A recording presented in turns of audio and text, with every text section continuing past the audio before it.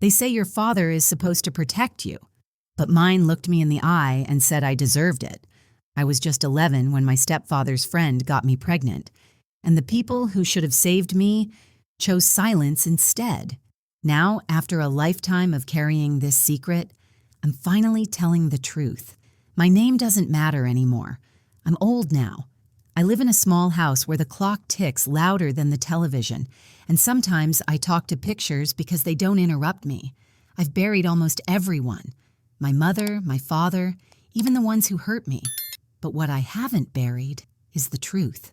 I've never told anyone this. Not my children, not my friends, not my husband, may he rest in peace. But I've lived with it every single day of my life. A weight, a shadow, a wound that never closed. And now, with my hands trembling and my voice cracking, I'm going to tell you. Because someone, somewhere, might need to hear it. Because someone might think they're alone. And I want them to know you're not. When I was a young girl, too young to even know how to spell the word betrayal, my stepfather's friend did something to me that changed everything. And when I turned to my father, the one man I believed might lift me up, he looked me in the eyes and told me I deserved it. That's when I stopped being a child. That's when I learned what silence sounds like and how heavy it can be. People think silence is empty, but it's not. Silence is filled with screaming. Silence is filled with questions that don't get answered. Silence is filled with shame that doesn't belong to you, but still follows you like a second skin. I've watched people light candles for trauma victims and wear ribbons for survivors. I never had a ribbon. No candle ever burned for me, but I survived anyway. And now I'm going to take you back to the beginning, to the moments I tried so hard to forget, to the days when I was just a girl with a ribbon in her hair and no idea how cruel the world could be. If you're still listening, please, leave a comment telling me where you're from. It helps me feel a little less alone. And if this story means something to you, please like the video and subscribe to the channel. Sometimes, knowing someone is out there is enough to keep breathing. Let me tell you how it all began. I was 7 when Mama remarried. Her name was Lorraine. She had the kind of beauty that made men stare, not because she asked for it, but because it clung to her like perfume. She had soft hands, soft eyes, and a voice that could lull a crying baby to sleep. But life hadn't been kind to her. My real father had left when I was 3, and for years it was just me and Mama against the world. She worked long hours at the diner, wearing a name tag that said Lori, smiling for quarters and tips. Then came Earl. He was big, loud, with yellow teeth and hands that always found Mama's waist even when they were in church. He sold insurance or fixed roofs. It changed every time someone asked, but he made Mama laugh, and she hadn't laughed in a long time. So when he proposed, she said yes, and I lost her that day, even if I didn't know it yet. After the wedding, we moved into Earl's house, a low brown ranch on a cracked street with peeling shutters and a dead dogwood in the yard. It wasn't home. It never was. I had to sleep in a new room with sheets that smelled like cigarettes and dust. Mama said I'd get used to it. Earl wasn't mean at first. He bought me a doll, called me Sweet Pea, patted my head a little too long, but I knew something was off. You learn early when you're a girl how to read the temperature in a man's voice. His compliments made me shrink instead of shine. Then one Saturday afternoon, Earl had a visitor, a man named Raymond. Raymond was younger, with a crooked smile and eyes that never met yours directly. He wore shirts that clung to his chest and had long fingers that twitched when he talked. He and Earl drank beer on the porch and laughed too loud about women and football. Mama stayed inside cleaning. I was sitting on the floor playing with my doll when Raymond crouched beside me. He smelled like sweat and something sour. "You got your mama's pretty face," he said, touching a strand of my hair. I didn't know what to say, so I said nothing. He kept coming after that, sometimes once a week, sometimes more, always bringing something small, gum, candy, a cheap bracelet.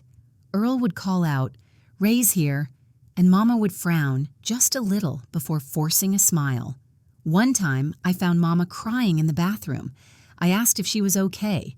She said, "Don't worry, baby. Grown-ups just get tired." But I think she was scared. The first time Raymond touched me wrong, I was 9. I still remember the sound of the screen door slamming behind Earl as he went to the store. I remember Raymond walking into the kitchen where I was making a peanut butter sandwich.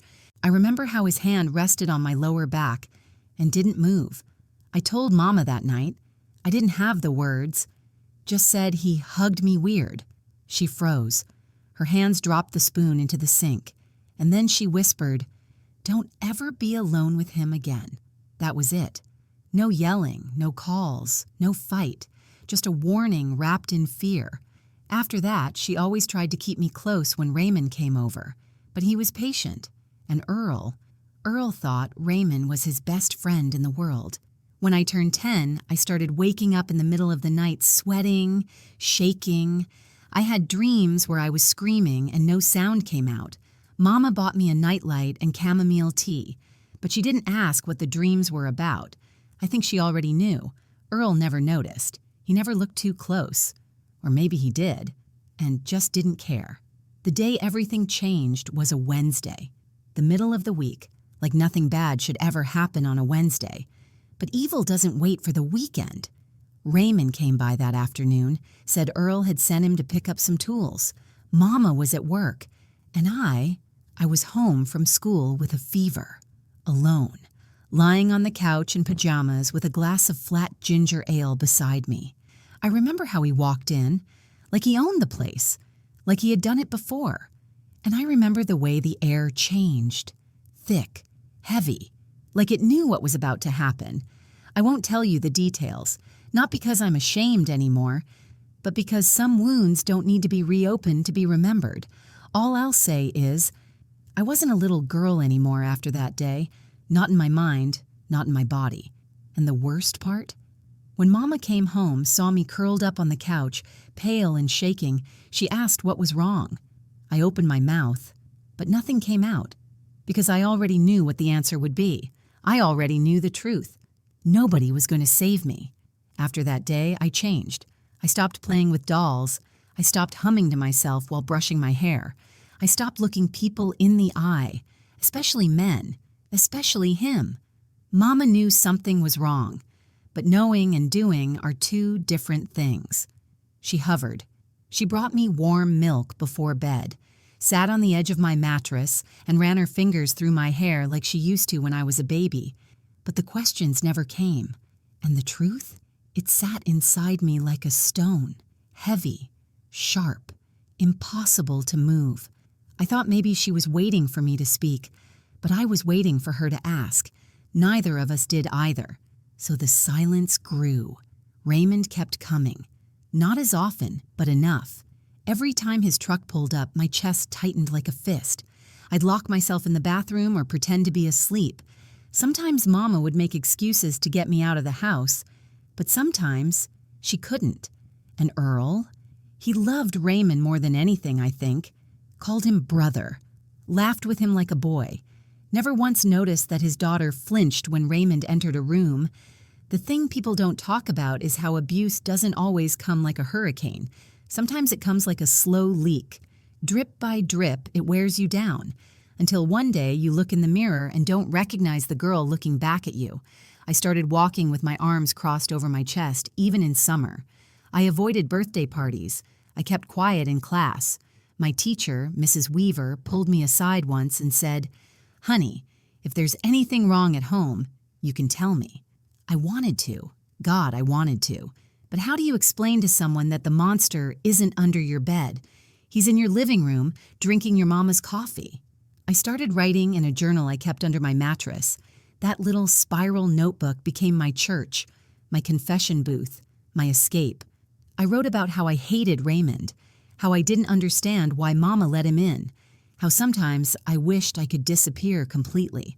One day, I wrote something dangerous. I think I'm bad. Not because of what happened, but because of what I felt. Shame, confusion, even a strange kind of guilt that made me think maybe I had done something to deserve it. That's what abuse does. It rewires your mind. It turns innocence into poison. The worst part was how normal everything looked on the outside. We still went to church, still had dinner together, still smiled for pictures, but I felt like I was rotting inside. Then came the bleeding. I was 10 and a half when I noticed it. First a spot, then a streak. At first, I thought I was dying. I remember crying in the bathroom, holding my underwear in my hands like evidence of a crime. Mama knocked on the door. I didn't answer. She came in anyway. When she saw, her face went pale. She knelt down and held me. I cried into her chest, and for a moment, just a moment, I felt safe again. But then I said something I had never said before. I whispered, "It hurts when he touches me." She pulled back. Her hands trembled. She didn't speak right away. Then she said, "Don't say things like that, not ever again." And that was it. That was her answer. Not a scream, not a phone call, not even denial, just fear. I think she knew. I think she had known for a long time. But sometimes the truth is too heavy for people to carry, so they pretend it's not there, even if it means letting their child suffer. I didn't mention it again. The next day, she bought me pads and told me I was becoming a woman. I felt like I was being punished for something I didn't do. I remember sitting on the floor that night alone in my room, looking at that unopened pack of sanitary pads and thinking, so this is it? This is my life now? But I hadn't seen the worst yet. Not even close. Because a few months later, Mama noticed I wasn't just growing. I was swelling. My clothes didn't fit right. I slept all the time. I gagged at the smell of bacon. She sat me down one morning, her face pale and hollow. Are you pregnant?" I froze. That word didn't belong to me. That word belonged to grown women. That word was terrifying. I didn't answer. I didn't have to. She knew. She stared at me like I was a stranger. Then she slapped me. Hard. The only time she ever did. Then she said something I'll never forget. "What did you do? Not what happened. Not who did this to you. But what did you do?" It was like someone reached into my chest and tore out what little trust I had left. And the worst part, she told Earl, she told him. And I waited for him to yell, to hit me, to call the police, to fall to his knees and beg forgiveness. But he didn't do any of that.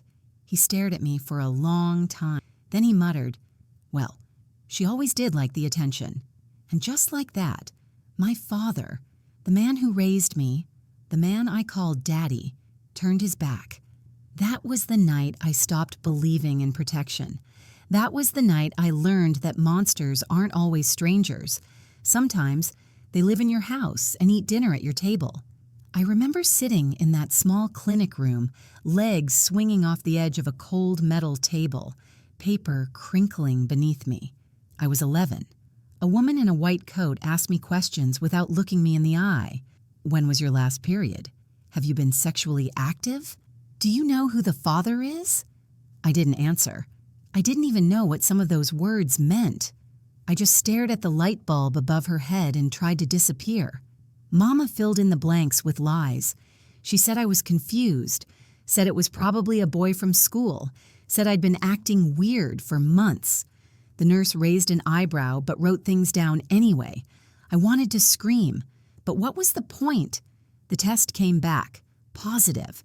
Mama didn't cry, Earl didn't shout. They just looked at each other like I was a problem they didn't know how to solve. I remember Earl pacing the kitchen, mumbling things like embarrassment and shame and what will people say? Mama sat at the table with a cigarette in her hand, even though she'd quit 2 years ago. They didn't ask how I felt. They didn't ask if I was scared. They didn't ask if I wanted to keep the baby, because my choice had never mattered. 2 days later, Mama told me I'd be going to stay with her sister Darlene for a while. Darlene lived 3 towns over in a trailer with peeling wallpaper and a husband who was always at work. She was the kind of woman who said things like, "God don't give you more than you can handle," while pouring whiskey into her sweet tea. When I arrived, she didn't hug me. She just pointed to a back room and said, "You can sleep in there." I wasn't sent to school. I wasn't allowed to go outside. She told the neighbors I was her cousin's daughter, visiting from out of state. I was hidden like a dirty secret. Each day bled into the next. Nausea in the morning, cramps at night, the sharp ache of ribs stretching, skin pulling, and silence, always silence. Sometimes I'd stare at the wall for hours, trying to imagine what the baby inside me looked like. Was it a girl? Would she have my eyes? Would she hate me for bringing her into a world that didn't want her? I sang to her when I was alone, whispered little promises into the hollow dark of that room. "You'll be safe," I'd say. "I'll be better than they were." But the truth is, I was just a child myself. At night, I'd curl up under a scratchy blanket and press my hand to my belly, wondering how something so small could make me feel so heavy. The day I went into labor, Darlene panicked. She'd never had kids, didn't know what to do. She drove me to a clinic an hour away, speeding through red lights, cursing the whole way. The nurses didn't ask many questions. They looked at me like I was trash. One of them muttered, "Another one of those girls." It hurt worse than anything I'd ever felt. Hours of pain screaming into a pillow so I wouldn't scare the other patients. No epidural, no kind voice, just sterile lights, blood and shame. When it was over, I heard crying. Not mine, hers. They placed her in my arms for 1 minute. Just one. She was so tiny, red face, eyes squinting shut, fists balled up like she was already fighting. I named her Hope, because that's what I needed most. But an hour later, they took her away. Mama had signed papers, arranged everything. Adoption. No one asked what I wanted. No one told me where she was going. They said it was for the best, that I couldn't take care of her, that it would be like it never happened. But it did happen. And every year after that, on her birthday, I lit a candle. Even when I had no cake, even when I didn't know if she was still alive, I lit that candle in secret. The only flicker of love I was allowed to feel. After the birth, I was sent back home like a package no one wanted. Nothing had changed. Same cracked walls, same rotting smell in the hallway, same men laughing on the porch like nothing had ever happened, except now I was quieter, older, a ghost of the girl I used to be. Mama never spoke of the baby again. Earl avoided my gaze. Raymond still came around, but not as often. Maybe they thought I was ruined now.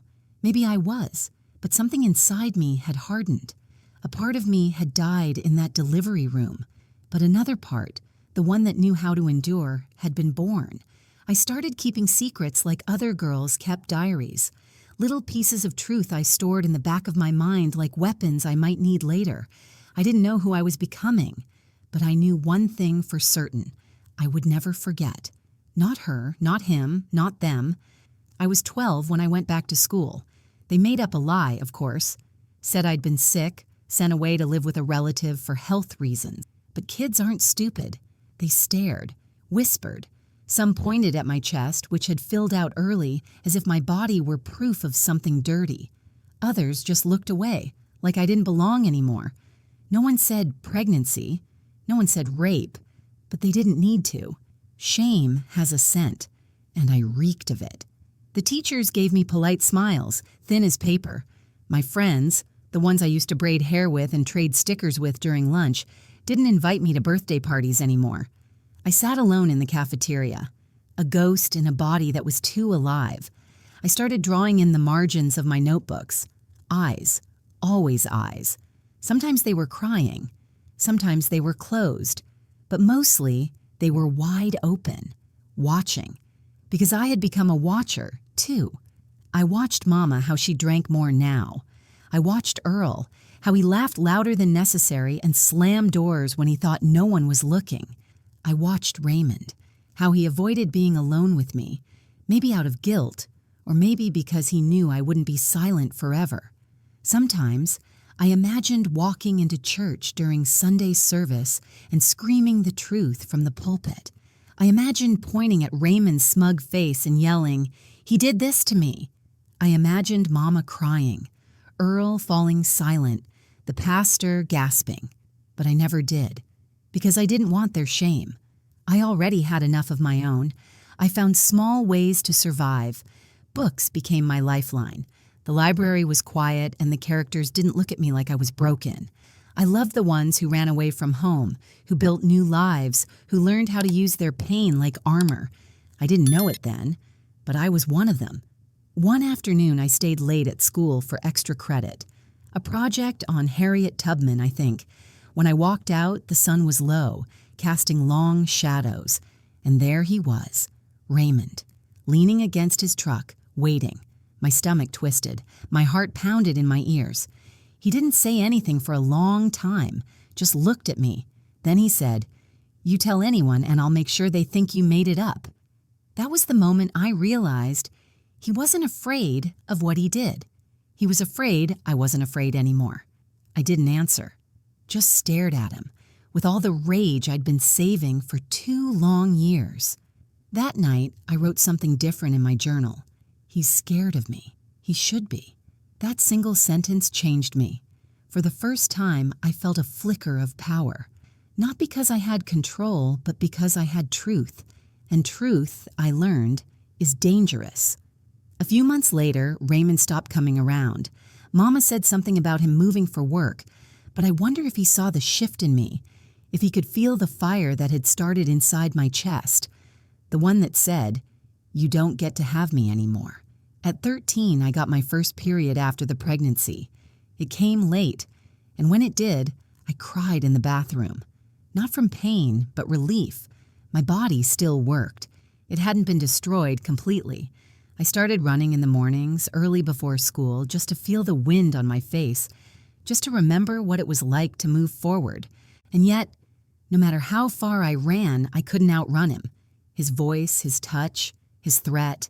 I stopped trusting men altogether. Male teachers, coaches, even the mailman.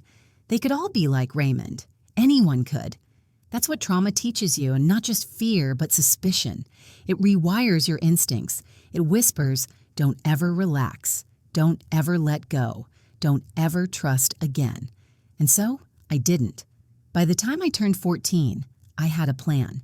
Get good grades, graduate early, leave town, never look back. I didn't want revenge. I didn't want justice. I wanted freedom. But freedom, like healing, doesn't come quickly. It comes in pieces, in small victories, in tiny acts of rebellion, like telling your guidance counselor you want to apply to a high school across town, just to get away from everyone who thinks they know your story. He looked surprised but nodded. Ambitious, he said. Number not ambitious. Desperate. Desperate to breathe. Desperate to become someone else. Desperate to bury the girl who'd been buried long ago. Not by dirt, but by silence. I got into the other school. It wasn't a fancy place, just a public high school in the next county over. But to me, it was an entire galaxy, away from the whispers, the stares, the hallway where Raymond once stood with Earl and called me kiddo like he hadn't shattered me. Mama didn't fight it. She just signed the papers with tired eyes and asked, "You gonna stay with someone out there?" I lied. Told her a friend's aunt had a room. Told her I'd be safe. She nodded and lit another cigarette. I packed my things in 2 garbage bags. No suitcase. No goodbye. Earl didn't even look up from the television when I walked out the door. And that's how I left, quietly, like a secret escaping before someone could stop it. The woman I stayed with, Miss Janine, was a friend of my guidance counselor's sister. She lived in a small apartment above a laundromat and had more books than furniture. She didn't ask questions when I arrived, just handed me a key, showed me the fridge, and said, "You don't have to talk if you don't want to." I didn't talk. Not for weeks. But I read. I read everything she had. Toni Morrison, Maya Angelou, Alice Walker. Women who'd walked through fire and somehow written poetry from the smoke. Their words lit something in me. Not hope, exactly, but permission. Permission to feel, to remember, to speak. At school, I kept my head down. I got good grades. I stayed late. I joined the yearbook club because it meant holding a camera instead of making eye contact. I learned to blend in, a ghost girl who smiled just enough to survive. But inside, I was still bleeding.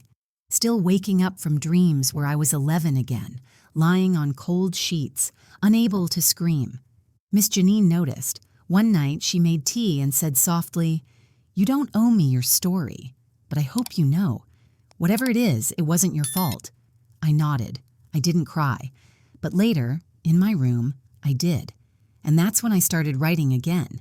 Not in the old journal from under my bed. I'd burned that the day I left. But in a new notebook, blank pages, clean spine. I wrote letters to Hope, my baby. Dear Hope, I don't know where you are. I don't know if they ever told you about me, but I love you. I've always loved you. I wrote about how scared I'd been, how I'd wanted to keep her, how I still heard her crying in my dreams. Sometimes writing felt like breaking open. Other times it felt like stitching shut. One day I asked Miss Janine, "Why do you help girls like me?" She smiled. "Because once I was one of you." She never told me her story, but I saw it in the way her hands shook when she touched old photographs, in the way she never turned her back to a room, in the way she hugged me, soft but solid. At 16, I got a part-time job at a bookstore. It smelled like ink and dust and safety. The owner was an old man named Mr. Levin, who wore mismatched socks and believed in second chances. He gave me books to take home and paid me in cash. He never asked about my past. But once, he found me crying in the stockroom. I tried to hide it, wiped my face with the hem of my shirt, but he just said, "Some people cry because they're weak. Others cry because they've been too strong for too long." I'll never forget that. At 17, I applied for scholarships. I wrote essays about injustice, about resilience, about being invisible. I didn't name names, didn't mention Earl or Raymond or Mama, but I told the truth, my truth. And someone, somewhere, read it and believed in me. I got into a small college 2 states away. The day I got the letter, I stood on the sidewalk in front of the mailbox and sobbed. Not because I was leaving, but because, for the first time, I wasn't running. I was going. I didn't tell Mama, didn't call, didn't write. I think a part of me hoped she'd find out through someone else and reach out. She never did. The night before I left, Miss Janine gave me a worn copy of I Know Why the Caged Bird Sings. She'd written on the inside cover, "You were never the cage. You were always the bird. Fly. Love."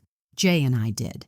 But what I didn't know yet, what I wouldn't learn until much later, was that freedom doesn't erase pain. It just gives it room to breathe. College was a world I'd only seen in movies. Ivy-covered walls, crowded quads, loud dorms with thin doors and thicker secrets. I was 18 and terrified.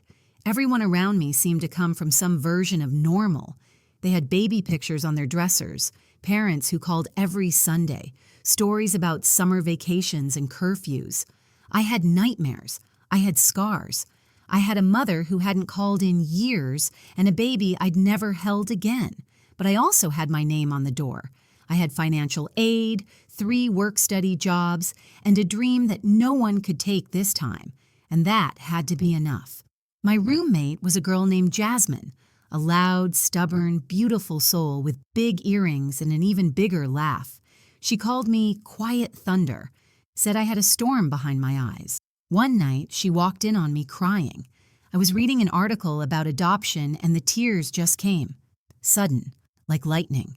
She didn't ask questions. She just sat beside me and said, "Whatever happened to you, I'm glad you're still here." That was the first time I realized maybe surviving wasn't something to hide. Maybe it was something to honor. Classes were hard. Trust was harder. I didn't raise my hand, didn't volunteer, didn't flirt when boys smiled at me, because love, to me, had always come with a price. But then I met Caleb. He wasn't loud like the others. He didn't try to impress. He was kind, soft-spoken, and had the kind of eyes that saw people, really saw them. We met at the library. He asked if he could borrow the chair beside me, even though it was empty. I liked that. He showed up again the next day, and the next. Eventually, he brought me coffee, then books, then silence. The kind that didn't demand conversation but offered comfort. He never touched me without asking, never asked me for more than I could give. I told him I didn't date. He said, "Okay." then sat beside me anyway. Weeks passed.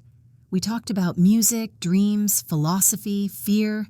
He never pried, but he listened.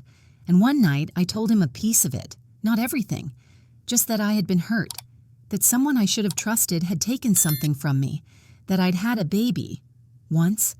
He didn't look away. He didn't pity me. He just said, "You are not what happened to you."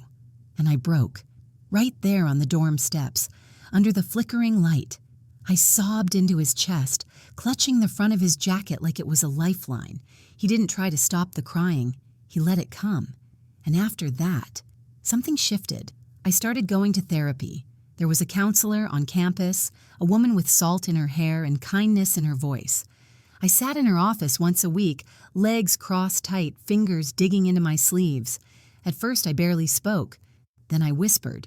Then I told her about Raymond, about Mama, about hope. She never told me to forgive, never told me to forget. She just said, "You're safe now." Safe. It was a word I hadn't believed in for years, but slowly, it started to feel real. The therapy wasn't magic.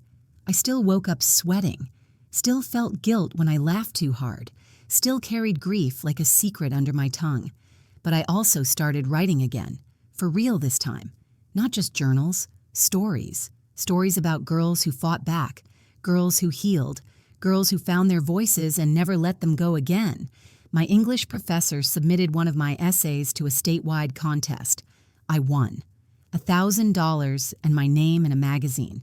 It felt like someone finally saw me. Not the victim, not the girl who disappeared for a year, but the writer, the survivor.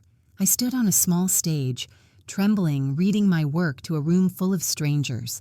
And when they clapped, really clapped, I felt something rise inside me that I hadn't felt in a long, long time. Pride, not in what had happened, but in who I had become despite it.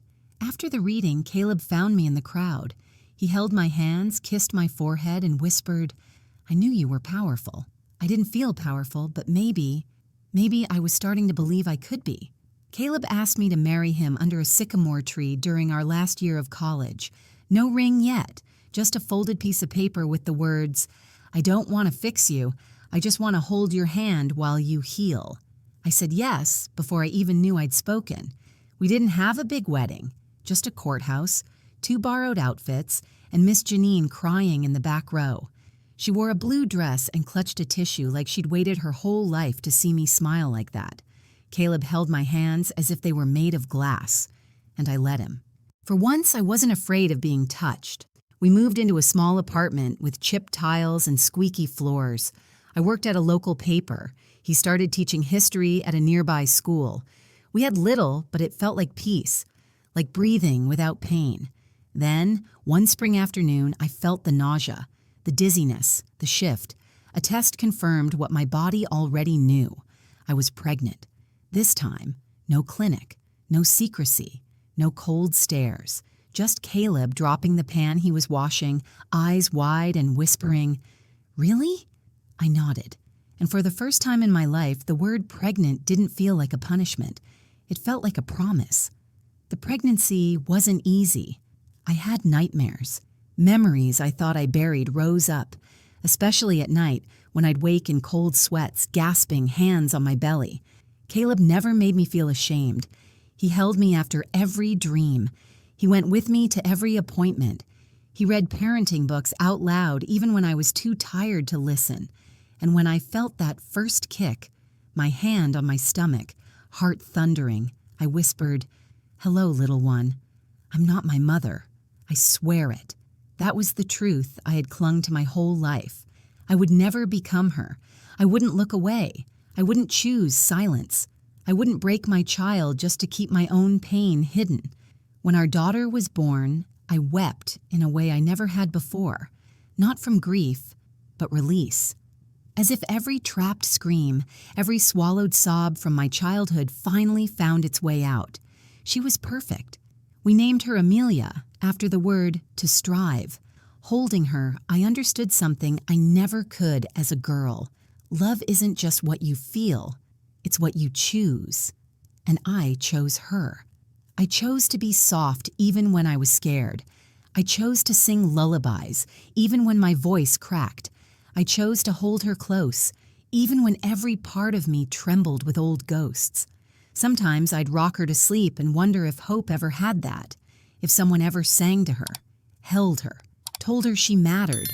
I never stopped thinking about her, never stopped lighting candles on her birthday. Even when Amelia got old enough to ask, "Why do you do that, Mama?" I'd say, "For someone I love very much." I didn't know if I'd ever meet Hope again, but I carried her with me, every day. Motherhood changed me in ways I didn't expect. It showed me how deep fear can run, how I'd wake at the smallest noise, rush to Amelia's crib just to make sure she was breathing. But it also showed me how much healing could come from giving love freely. I started volunteering at a local center for young girls, many of them survivors. I told them stories, read to them, sometimes just sat beside them while they cried. They didn't know my full story, but they felt it. One of them, a 13-year-old with bruises on her wrists, once looked at me and asked, "Why do you come here every week?" I smiled and said, "Because I survived something, and I don't want anyone else to feel like they have to survive alone." She nodded, and in her eyes I saw a flicker, not of hope exactly, but of understanding. And that's all I ever wanted, to give what I never got, to be what I never had, to turn my pain into a path, so someone else could walk it with less fear. I was 32 the day the letter came, a plain white envelope with no return address, just my name, spelled right, for once. Inside was a single line written in blocky handwriting. "She's looking for you." No signature, no explanation. But I didn't need one. I knew. Hope. My hands shook. My heart pounded so loud I could hear it echo in my ears. I sat down on the kitchen floor, still in my pajamas, clutching the letter like it might disappear if I let go. I hadn't allowed myself to dream of this moment. Not really. I'd tucked her into the softest, deepest corner of my heart, safe, untouchable. And now, she was real again. I didn't sleep that night, didn't eat. I just sat by the window, watching the sky change from black to blue and wondering what she looked like, if she hated me, if she even knew my name. It took weeks to find her, but I did. Through adoption forums, old hospital records, whispers from a woman at the county courthouse who probably broke every rule to hand me that clue. Her name was Emily now. She lived in Oregon, 21 years old, studying sociology. A part of me wanted to get on a plane that second, fly across the country, and fall at her feet. But the other part, the bigger part, knew better. So I wrote a letter instead. Long, careful, trembling. I told her who I was. I told her I was young. I told her I didn't choose to give her away, that it was chosen for me. I told her I never stopped loving her, even when I didn't know where she was. And then I waited. Weeks passed. No reply. I started to think maybe I shouldn't have reached out. Maybe silence was safer. Maybe some wounds weren't meant to reopen. Then, one day, an email appeared. Subject: "Hi, I think I'm your daughter." I couldn't breathe, couldn't cry, couldn't even read it all at once. I had to stop every few lines to steady myself. She was kind, cautious, curious. She'd known she was adopted since she was 13, had always wondered, had always been told, "Your birth mother loved you very much." She wanted to talk, just talk. We started exchanging letters, then calls, and after 3 months she flew to see me. She stepped off that plane like a dream walking toward me. Same eyes, same chin, same awkward shuffle when nervous, just like mine. We hugged like strangers who had known each other all their lives. And for the first time in decades, I felt something snap back into place. Not perfectly, never perfectly, but enough. She met Caleb. She met Amelia. She asked questions gently, respectfully, as if afraid she might hurt me. And eventually, I told her everything, not all at once, not with graphic details, but enough. Enough for her to understand the weight I'd carried, enough for her to see why I disappeared. She cried, then she hugged me tighter than anyone ever had. "I'm here," she said. "You don't have to be afraid anymore." But I was. Because now I knew I had to do something I'd avoided for most of my life. Go home. Not the home I built with Caleb, not the apartment above the bookstore, the other one. The one with the dead dogwood tree and the hallway that smelled like rot. I had to see Mama. Had to look her in the eyes and ask the question I'd buried deeper than any other. Why? Caleb offered to come. Hope, Emily, said she'd go too. But I needed to do it alone. I drove for hours, hands shaking the whole way, heart beating like it remembered what that house did to me. When I pulled into the driveway, it looked exactly the same, as if time had rotted everything except the pain. Mama opened the door like she was expecting someone else. Then she saw me. Her mouth opened slightly, then shut. She stepped aside and let me in. The living room hadn't changed. Same faded couch, same broken lamp, same stale air. We sat across from each other. No words at first, just years of silence thick in the air.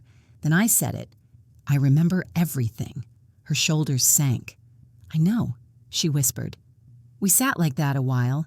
Then I asked, "Why didn't you stop him? Why didn't you protect me?" She looked older than I remembered, smaller. "I was scared," she said. "He said if I told anyone, he'd leave. And then what? I had nothing. I had no job, no family. I didn't know how to survive." I stared at her, tried to make sense of the words. "I was a child," I said. Tears burned behind my eyes. "I was your child," she cried, real tears. "I know. I've lived with that every day. It didn't feel like enough, but it was something. She told me Raymond died years ago. Car crash. No justice. No confession. Just gone. Earl had left her not long after. She hadn't seen him since. She asked if I forgave her. I didn't answer. Not then. Because forgiveness isn't a door you open once. It's a hallway you walk down slowly, step by step. I left Mama's house with a lump in my throat and an ache in my chest I couldn't name. I didn't slam the door, didn't scream, didn't say I hated her, because I didn't. Not really. What I felt was something worse than anger. Emptiness. That's the thing no one tells you about confronting your past. It doesn't always end with fireworks or healing hugs. Sometimes it ends with a quiet car ride back to a life you built from the rubble. The trees blurred past my window as I drove away, and I kept thinking, what now? I had said the words. I had asked the questions. I had seen her cry. But there was no neat conclusion, no perfect closure, just the truth. I pulled over on the side of the highway halfway home, turned off the engine, and cried so hard my ribs ached, because part of me still wanted her to have fought for me, to have chosen me, to have burned the whole damn house down the moment she saw what he was. But she didn't, and maybe she couldn't, or maybe she just wouldn't. Either way, the little girl inside me had waited decades for a rescue that never came. I sat there for a long time, letting that truth settle into my bones, letting go of the story I wished I'd lived, and finally accepting the one I had. When I got home, Caleb didn't ask any questions. He just held me, let me cry into his shirt until the tears dried. Later, I told him everything, and when I was done, I asked, "Do you think I was wrong to go?" He shook his head. "Number, I think you were brave." I didn't feel brave. I felt gutted, exposed. But sometimes, telling the truth is the bravest thing you can do, even if the person hearing it can't love you the way you deserve. A week later, I got a letter from Mama. Just a card, really. Inside, she had written, "I never said it before. I'm sorry. You didn't deserve any of it. You deserved a better mother. Thank you for surviving. Love, Lorraine." I didn't write back, but I kept the card, because sometimes closure isn't about fixing the past. It's about finally laying it to rest. Hope, or Emily, as she still preferred to be called, came to visit again that summer.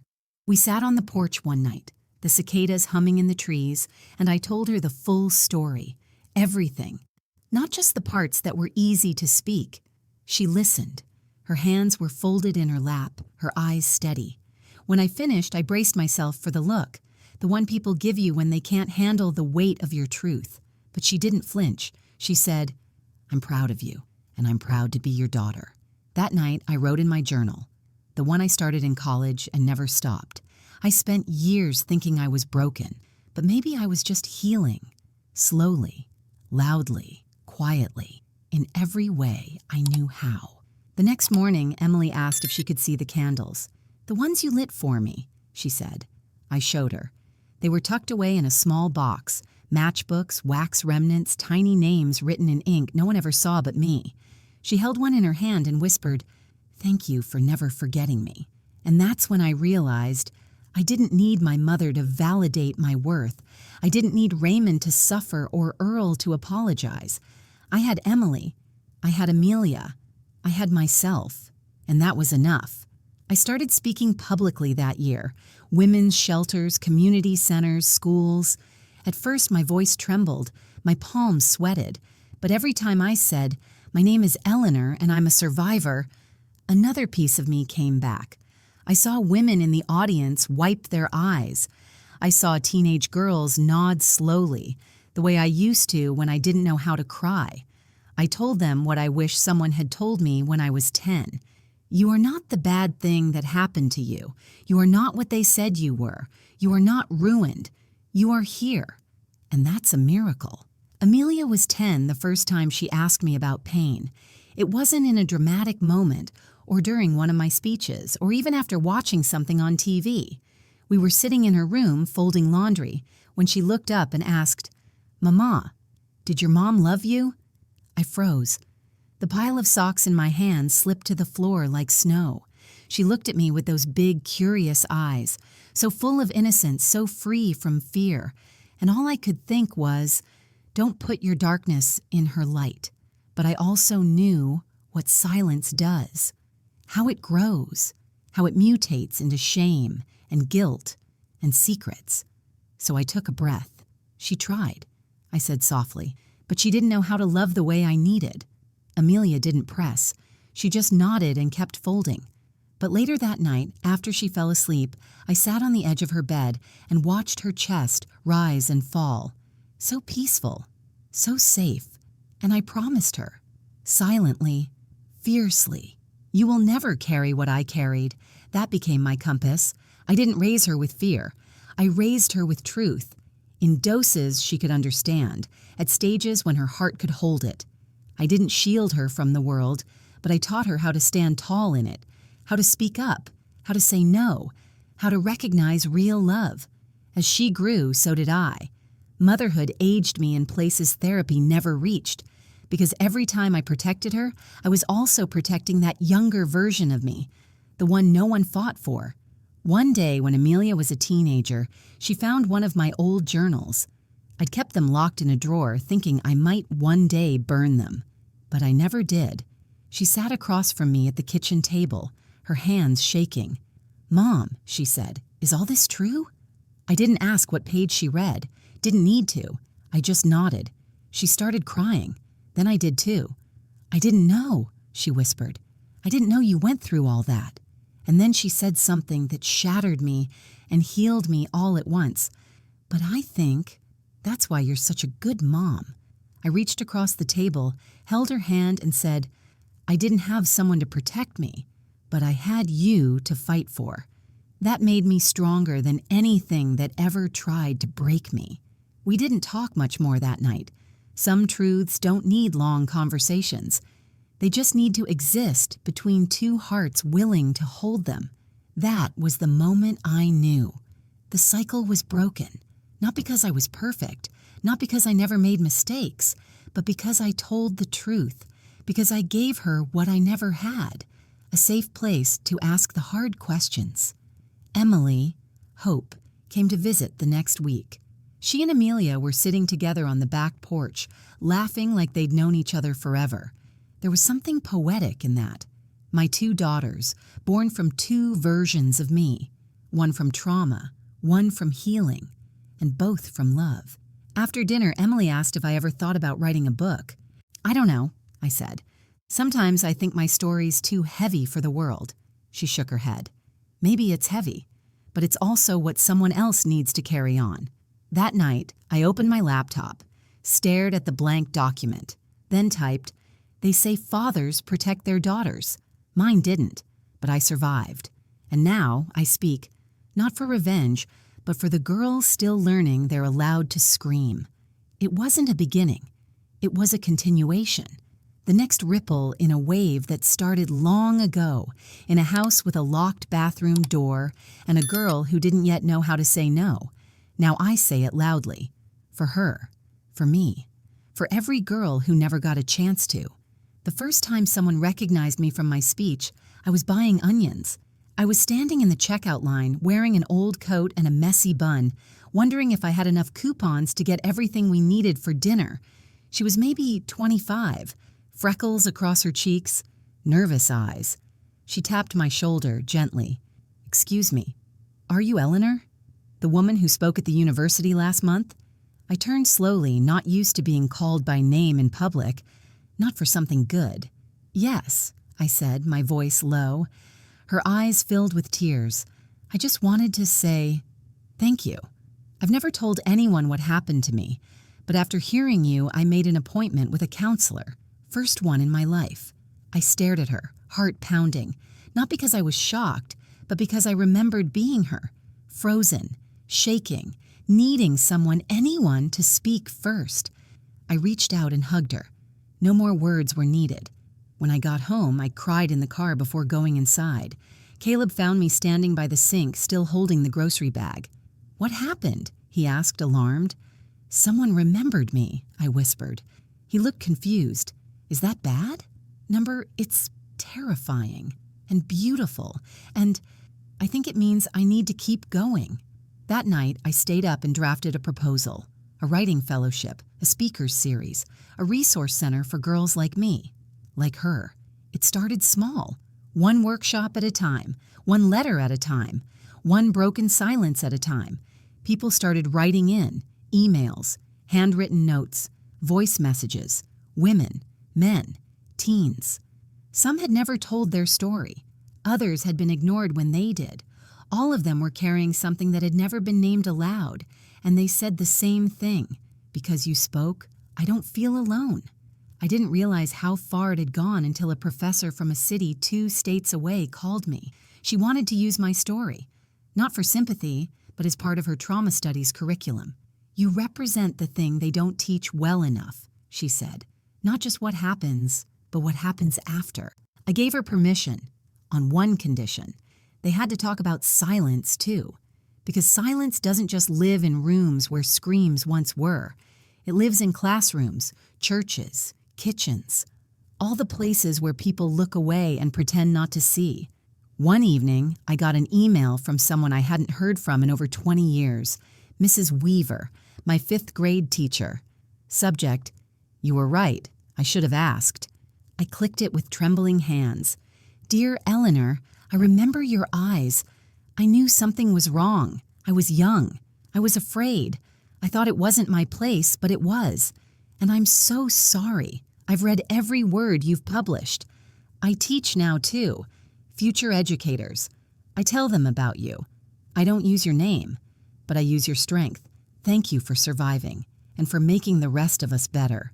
I sat back and closed my eyes. So many years I had wondered, did no one see me? Did no one care? But maybe they had. Maybe they just didn't know how to act.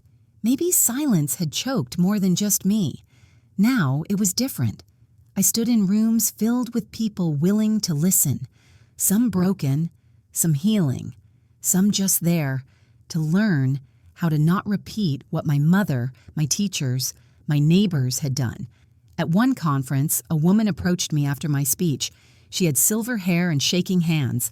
She said, "I'm 76. I've never told anyone what happened to me, until now." She told me her story. I listened. Then she asked, "Is it too late?" And I said, "No. It's never too late to reclaim your voice. You survived. That's enough." And she cried. Deep, guttural sobs, like the kind that had lived inside her for decades, just waiting to be invited out.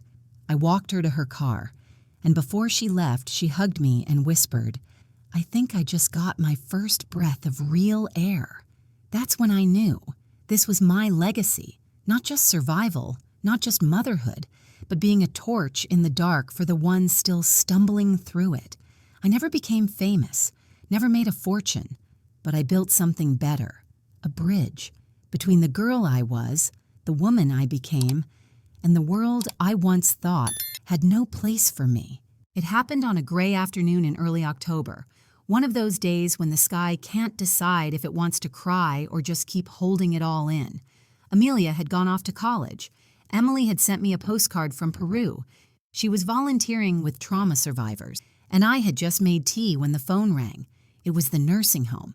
Mama, Lorraine, was in hospice now, lung cancer, stage 4, weeks left maybe. The woman on the phone said she'd been asking for me. At first I said nothing, just stared out the window watching a leaf fall from the oak tree in the backyard. I had built an entire life without needing her, without wanting her. But there she was once again, whispering into the silence I thought I'd sealed shut. That night I sat with Caleb at the table. He didn't try to sway me either way. He just asked, "What would help you sleep at night, going or staying away?" And I knew the answer. The next day I packed a small bag, not because I planned to stay long, just long enough to say the things that needed saying. The drive felt shorter than it used to, maybe because fear used to make everything seem farther away.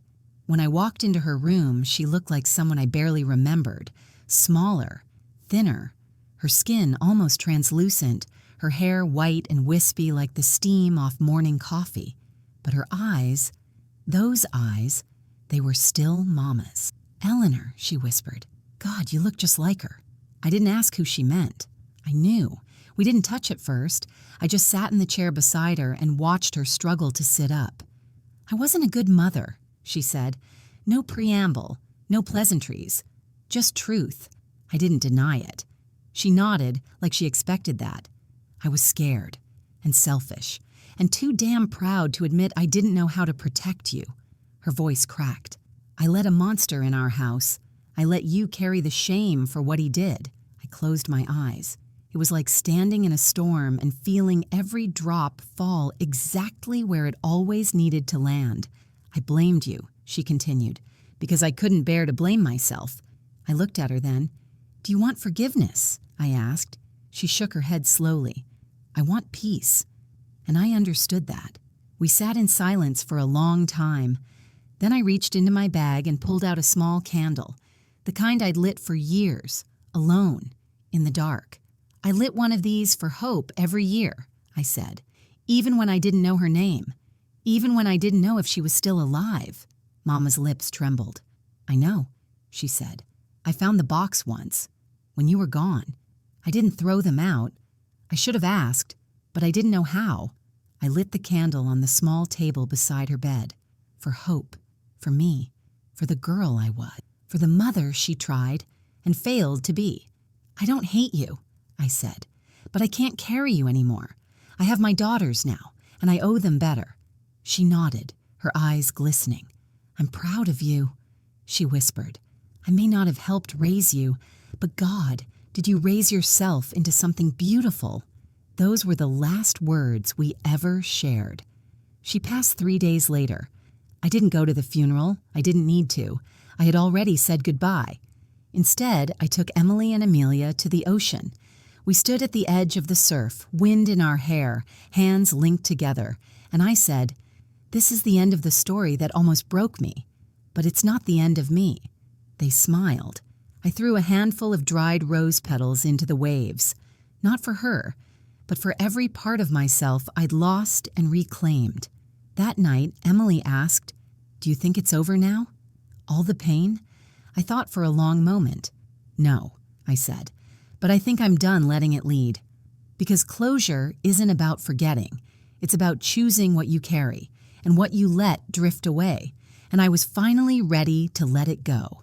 Now I sit by the window every morning, a cup of tea in my hand and the sunrise spilling across the wooden floor like mercy. The house is quiet these days. Amelia visits when she can. Emily calls every Sunday from whatever corner of the world she's helping now. Caleb still reads with his glasses slipping down his nose, pretending he doesn't snore during documentaries. Sometimes I catch myself smiling, not because the pain is gone. No, it's never gone. But because I've finally stopped letting it make my choices for me. You see, surviving wasn't the end of my story. It was the beginning. I used to think silence kept me safe, but silence was the thing that almost destroyed me. It's strange, isn't it? How a voice, once lost, can become the most powerful part of you. Mine didn't come back all at once. It returned in whispers, in letters, in lullabies sung to a baby I never got to hold and to another I never let go. It returned when I stood in front of strangers and said, "This happened to me, but it does not define me." It returned when I looked into my daughter's eyes and told her the truth, the hard, ugly truth, because I refused to pass down the lie that silence is strength. Strength is crying when you need to. Strength is saying no and meaning it. Strength is sitting in a room with the person who broke you and saying, "You don't get to own this story anymore." And now I tell you, whoever you are, wherever you're listening from, you're not alone. If you're carrying something, a wound, a secret, a silence that's calcified into shame, I want you to hear this. You are not what happened to you. You are not the names they called you. You are not the guilt they made you wear like a second skin. You are still here. And that means something. That means everything. I survived rape. I survived abandonment. I survived being told by my own father that I deserved it. And yet, here I am, a woman, a mother, a grandmother. I've made peace with the fact that there are parts of my story that will always sting. I don't need them to stop hurting. I just need to remember that I'm more than my hurt. There are still days when the memories return, a smell, a song, a knock at the door. But now I talk back to them. I say, you don't get to ruin this day, not anymore, because healing isn't forgetting. Healing is remembering and still choosing to live. I look at Amelia, strong, free, unafraid to take up space, and I know I did something right. I look at Emily, bold, compassionate, burning with purpose, and I know that love can reach across time, distance, and silence, and still matter. This story wasn't easy to tell. There were moments I nearly stopped, moments when I felt the shame creep back in like it used to when I was 10, staring at the ceiling in the dark, but I kept going. Not because I'm brave, but because I'm tired of women dying with their stories still trapped inside them. If you're hearing this, please tell me where you're listening from. Let me know I'm not alone. Let the world see how many of us there are. Survivors who kept breathing when everything around us told us not to, like the video. Subscribe to the channel. Not for me, but for the next girl who needs to hear that she matters.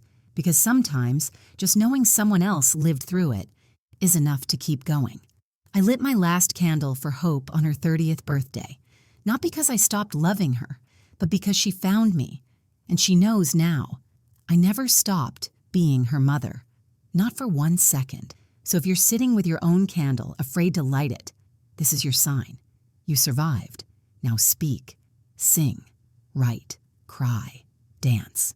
Tell the truth, even if your voice shakes, especially if your voice shakes, because survival isn't just about making it through the fire. It's about rising from the ashes and making sure someone else knows how.